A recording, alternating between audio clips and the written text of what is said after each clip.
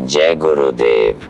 क्या आपको पता है कि दोनों आंखों के पीछे बैठी हुई जीवात्मा जब ईश्वर और ब्रह्म का साक्षात्कार करने के बाद मानसरोवर में स्नान करती है तो उसका अपना प्रकाश ब्रह्म से 12 गुना और ईश्वर से 16 गुना ज्यादा हो जाता है।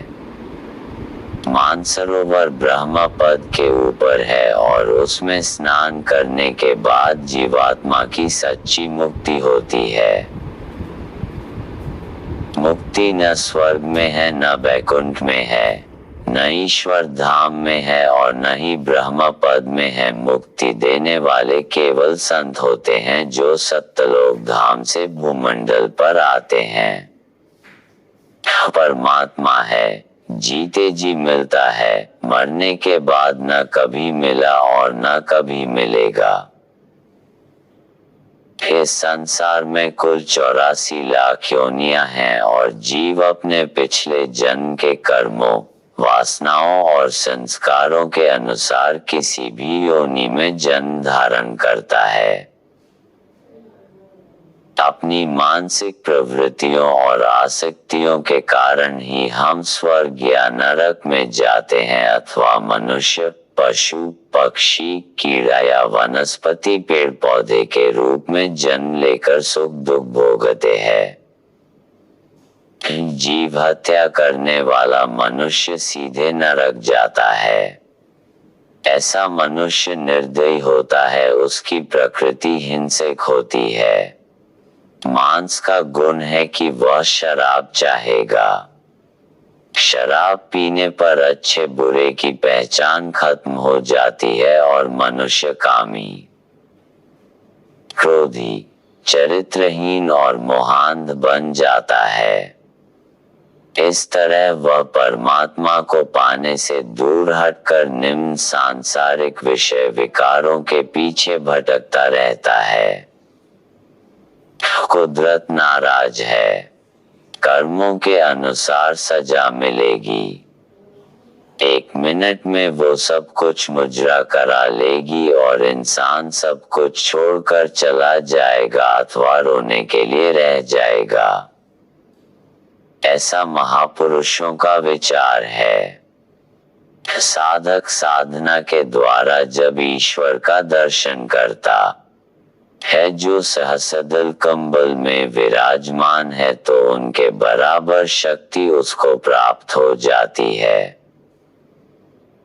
वह गुरु के मार्गदर्शन में आगे चलकर ब्रह्मपद और फिर पारब्रह्म पद को भी प्राप्त कर सकता है, लेकिन ईश्वर अपने मंडल से ऊपर नहीं जा सकते। ब्रह्म पद में पहुंचने पर जीवात्मा का प्रकाश व शक्ति ईश्वर के प्रकाश व शक्ति से कई गुना अधिक हो जाती है। त्रेता में भगवान राम ने प्रसन्न होकर अयोध्या के हिजड़ों को वरदान दिया था और कहा था कि जाओ, कलयुग में तुम्हें कुछ वर्षों के लिए राज्य मिल जाएगा। तो भगवान राम ने पेड़ की ओट से बाली का वध किया था। उसका बदला द्वापर में उन्हें चुकाना पड़ा जब बहेलिये ने कृष्ण के पैर में पद्म को देखकर हिरण की आंख समझकर तीर से शिकार किया था। राम अपने को कर्म बंधन से मुक्त न कर सके और कृष्ण अवतार में उन्हें बदला देना पड़ा। आद्या महाशक्ति ईश्वर निरंजन भगवान की अर्धांगिनी है और उनके 3 पुत्र हैं, ब्रह्मा, विष्णु और महादेव। उन्होंने इन तीनों को सृष्टि का कार्यभार सौंप रखा है। उत्पत्ति का काम ब्रह्मा करते हैं, पालन करने का काम विष्णु के जिम्मे है और शिव जीवों का संहार करते हैं। इन तीनों देवताओं ने अपने पिता निरंजन भगवान को नहीं देखा है। जब मां के गर्भ में 4 महीने का पिंड तैयार होता है तब जीवात्मा को भेजा जाता है। पिंड मांस का लोथड़ा होता है। जीवात्मा अपनी प्रकाश की किरणों से पिंड में आंख बनाती है, नाक के सुराख बनाती है, कान बनाती, मुंह और नीचे के अंगों को गढ़ती है और बच्चे का रूप देती है।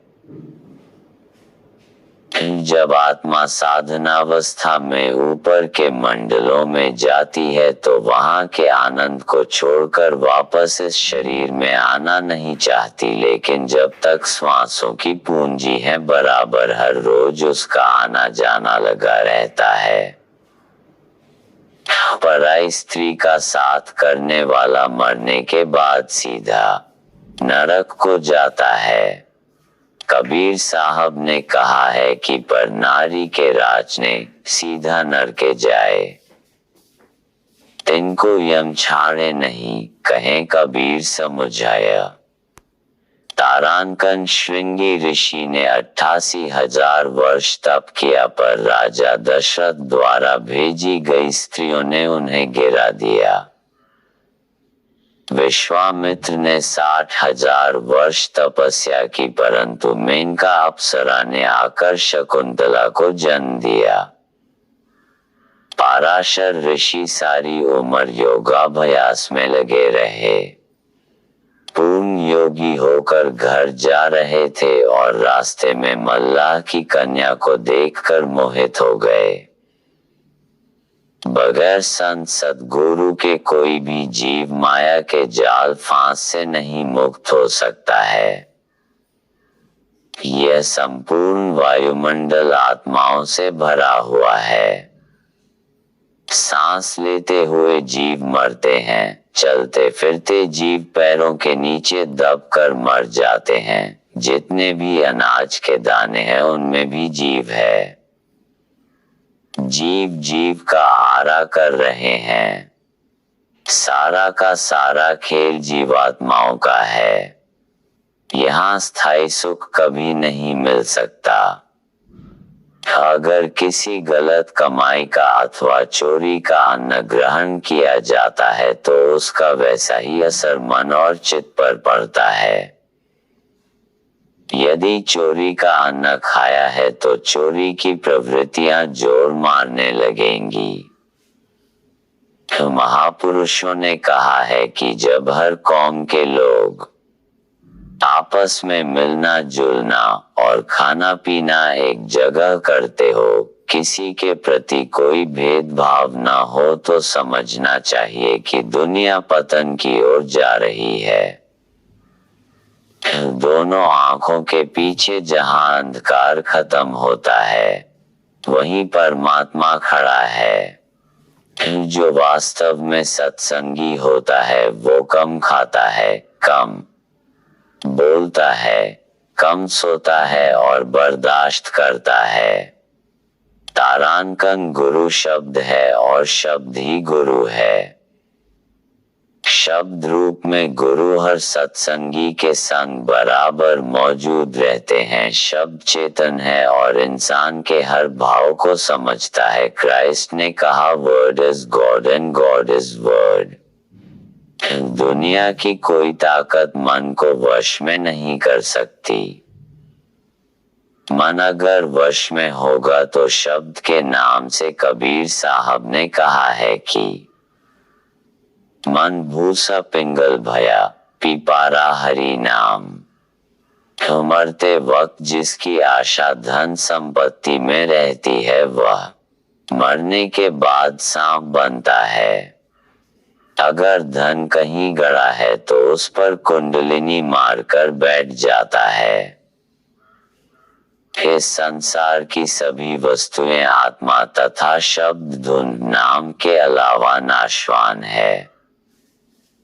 नाम और आत्मा चेतन है, इनका विनाश कभी नहीं होता।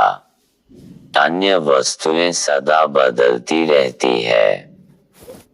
पृथ्वी, सूरज, चांद, सितारे, स्वर्ग, बैकुंठ, ईश्वर धाम, ब्रह्मलोक, पारब्रह्म लोक सबका महाप्रलय के समय नाश हो जाता है।